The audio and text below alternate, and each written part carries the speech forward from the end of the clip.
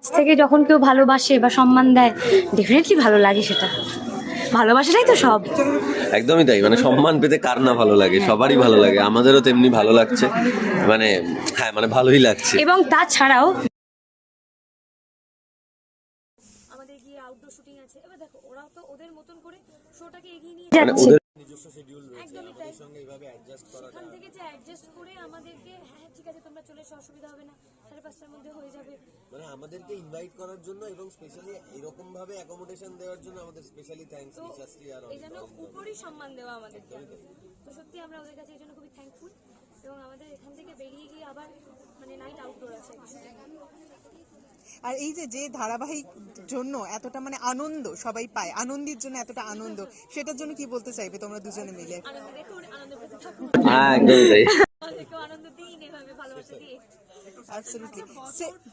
বল শেষের দিকে তো এই বছরের থেকে তোমাদের কি প্রাপ্তি?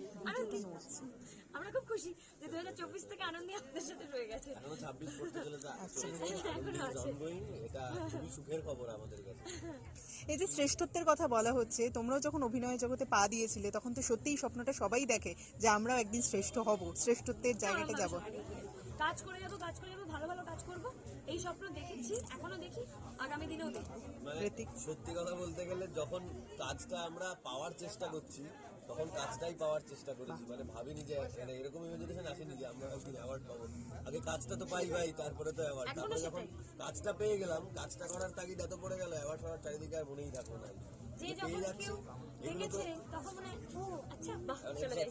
তখন আর কি ওই ফিলিংসটা আসে, বাহ ভালোই হলো, ও সত্যি আমরা অ্যাওয়ার্ড পেলাম, এরকম আর কি। অ্যাওয়ার্ড পাওয়া যেরকম ভালো লাগে সেরকম ওদের দায়িত্বটাও আরো বাড়িয়ে দেয় আরো পরবর্তী সময়ের জন্য। যে কোনো কাজই দায়িত্ব বাড়িয়ে দেয়, কাউকে যখন কোনো কাজে নেওয়া হয় তার মানে কোনো একটা কিছু ভাবনা চিন্তা করে নেওয়া হয়েছে, তো সেখানে এমনি এমনি না দায়িত্ব চলে আসে।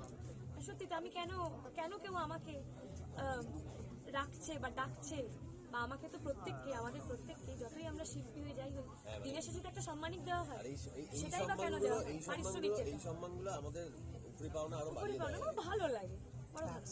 Thank you, thank you.